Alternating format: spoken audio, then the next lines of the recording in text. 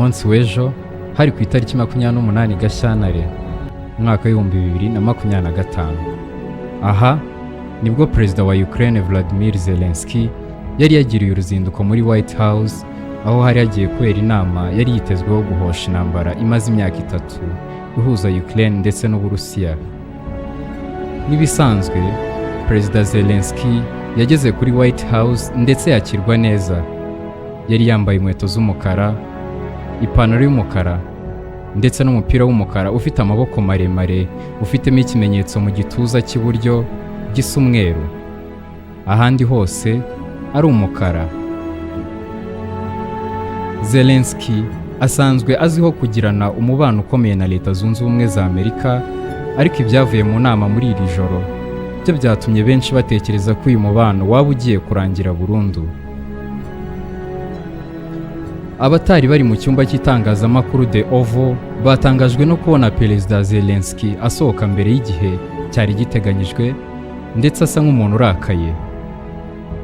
Ubwo Perezida Volodymyr Zelensky wa Ukraine yageraga ku biro bya Perezida wa Leta Zunze Ubumwe za Amerika White House, icyamugenzaga cyari ibiganiro bigamije gushaka umuti w'intambara imaze imyaka 3 ihuza igihugu ayoboye n'Uburusiya, ndetse n'uburyo Ukraine izishyura ikiguzi cyatanzwe na Amerika muri iyi ntambara ikoresheje umutungo kamere wayo.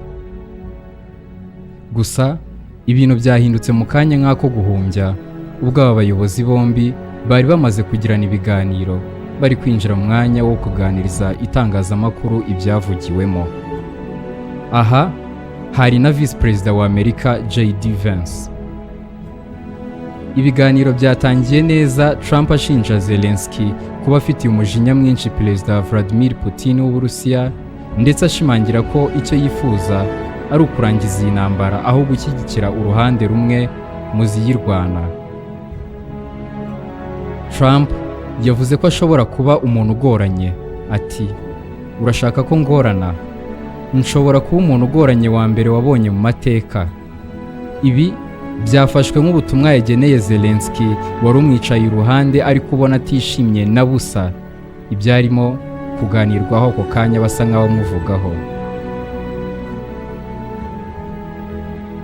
Vice Perezida Vance yatse ijambo maze yunganira Trump, avuga ko igihe kigeze ibiganiro bigahabwa umwanya kuko inzira y'intambara nta musaruro yatanze. Ati igituma Amerika iba igihugu cy'igihangange nuko Amerika ikoresha inzira ya diplomasi, ari nabyo Perezida Trump ari gukora uyu munsi.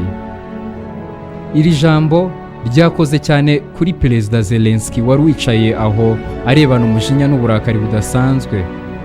Mu ijwi ridasohoka neza ahita asaba ijambo, abaza Vance ati nakubaza ikibazo? Vance nawe atazuyaje ati yego. Zelensky wavugaga ururimi rutava mu kanwa kubera umujinya yagiye mu mateka asobanura uburyo Vladimir Putin yatangiye kugaba ibitero kuri Ukraine muri 2014, hagakoreshwa inzira za diplomasi ariko ntibituma adakomeza gutera icyo gihugu. Yasobanuye uburyo Putin yarenze gushyira mu bikorwa amasezerano y'ibiganiro ndetse no guhagarika intambara, akayarengaho yose ntacyo yitayeho. Abaza Vance ati diplomasi uvuga ni nyabaki? Urashaka gusobanura iki? Vance yisobanura yagize ati diplomasi izashyira iherezo ku ntambara igiye gushwanyaguza Ukraine uyu munsi. Mu gihe Zelensky yaragiye gusubiza, Vance yahise amuca mu ijambo mu buryo bwihuse ati Perezida Zelensky, ndatekereza ari agasuzuguro kuza muri Oval Office ukitwara gutyo imbere y'itangazamakuru.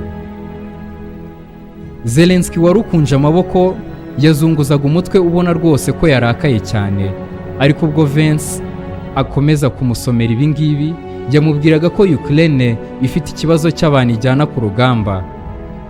Ati wakabaye ushimira Perezida Trump uri kugerageza gushyira iherezo kuri iyi ntambara.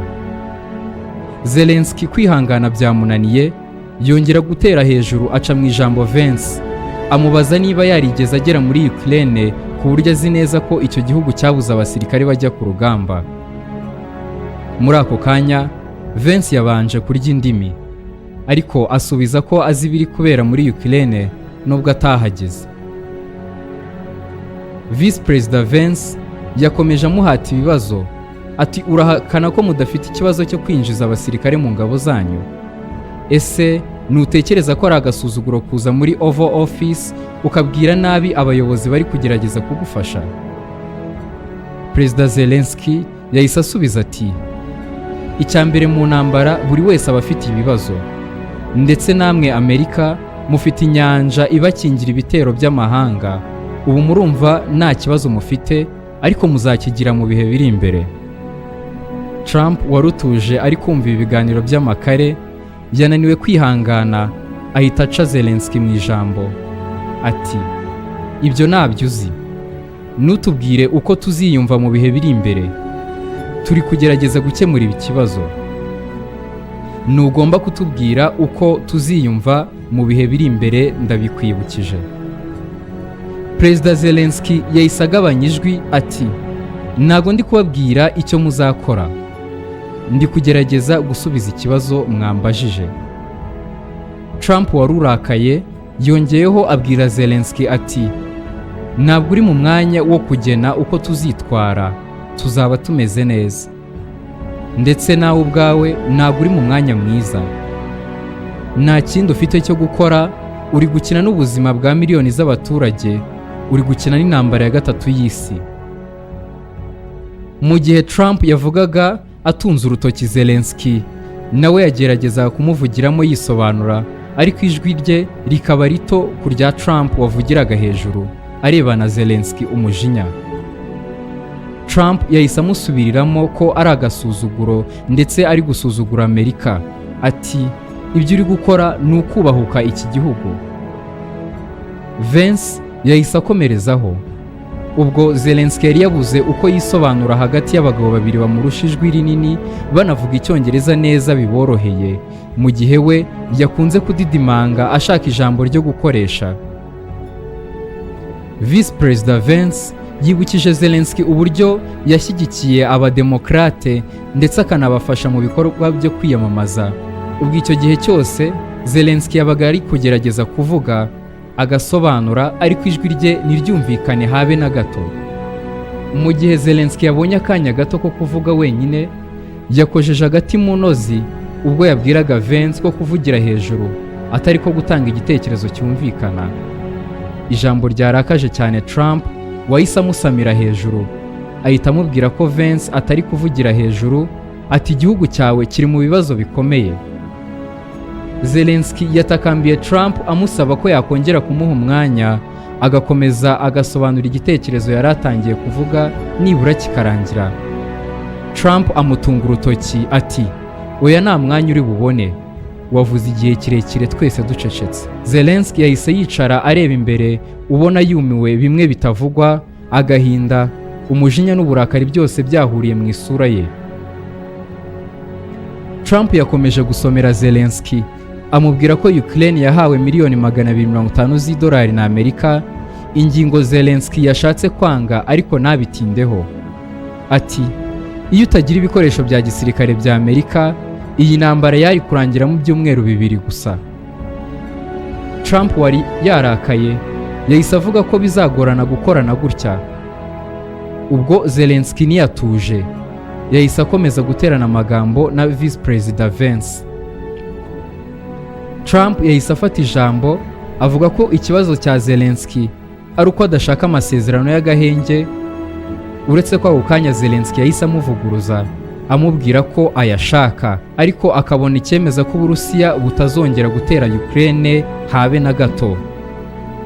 Trump ntiyabyitayeho, yamubwiye gusa ko agomba gushimira Amerika ndetse ko nta mahitamo asigaranye uwo munsi. Umunyamakuru yabajije Trump icyo azakora mu gihe Uburusiya na Ukraine byagirana amasezerano y'agahenge ariko Uburusiya bukayica nk'uko Zelensky avuga ko bwabigenje mu bihe byashize. Yasubije ko impamvu bishe ayo masezerano ari uko batubahaga abayobozi ba Amerika b'icyo gihe, aribo Barack Obama na Joe Biden, kandi ko Uburusiya bumwubaha.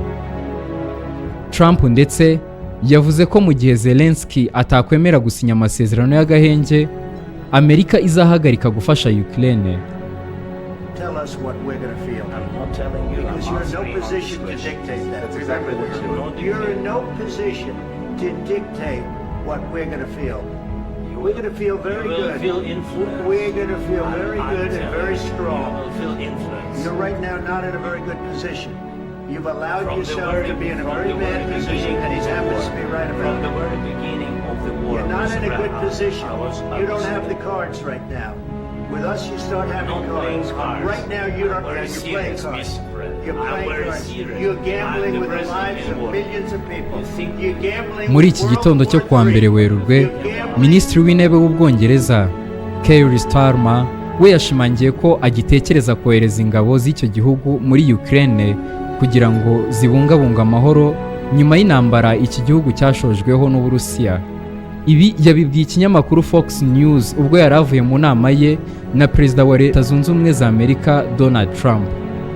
Starmer yavuze ko ibihugu by'Uburayi bikeneye kugira icyo bikora, ko ndetse Ubwongereza bwiteguye kugira uruhare rukomeye rurimo no kohereza ingabo. Yagize ati, ibihugu by'i Burayi biri mu Bwongereza bishaka kubigiramo uruhare rwuzuye. Ku rundi ruhande, Amerika iri mu biganiro n'Uburusiya bigamije guhosha intambara yo muri Ukraine. Yavuze ko Amerika nta gahunda ifite yo kohereza ingabo muri Ukraine. Trump kandi yavuze ko nta gahunda afite yo kohereza ubufasha ingabo z'Ubwongereza mu gihe zajya muri Ukraine, kabone n'ubwo zaba zisumbirijwe n'iz'Uburusiya, ko Ubwongereza ubwabwo bwihagije. Uburusiya bwihanangirije ibihugu by'i Burayi bishaka kohereza ingabo muri Ukraine buvuga ko igihugu kizazoherezayo kitabiherewe uburenganzira n'umuryango w'abibumbye kizafatwa nk'igiteye Uburusiya. Perezida Vladimir Zelensky wa Ukraine kuri uyu wa gatandatu we yatangaje ko umubano we na Leta Zunze Ubumwe za Amerika n'igihugu cye bifitanye uzakomeza kuba mwiza nubwo yatonganye na Donald Trump rukabura gica.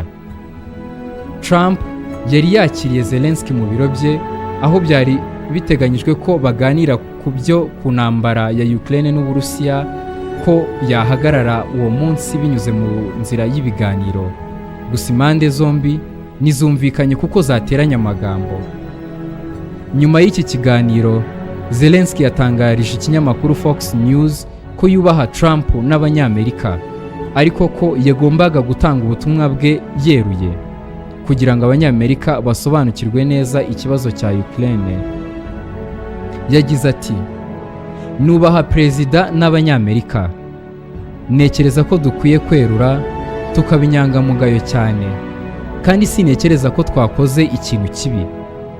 Nshaka kuba inyangamugayo kandi nshaka ko abafatanyabikorwa bumva neza ikibazo. Sinshaka ko byose babyumva neza, ariko byibuze ibishoboka babyumve. Zelensky yatangaje ko ikiganiro kirimo kwerura n'ubunyangamugayo n'icyo yari yagiranye na Trump kitagamije gukuraho umubano mwiza uri hagati ya Ukraine na Amerika. Agaragaza ko nubwo bitagenze neza, yizera ko ibihugu bizakomeza kuba inshuti. Nyuma y'uko gutongana, Donald Trump yatangaje ko Zelensky adashaka amahoro, bityo ko azasubira mu biro bye mu gihe azaba yemera ibyo asabwa kugira ngo intambara yo muri Ukraine ihagarare. Reka iby'uyu munsi tubisubikira aha. Njye nitwa Regis, ndabashimiye cyane.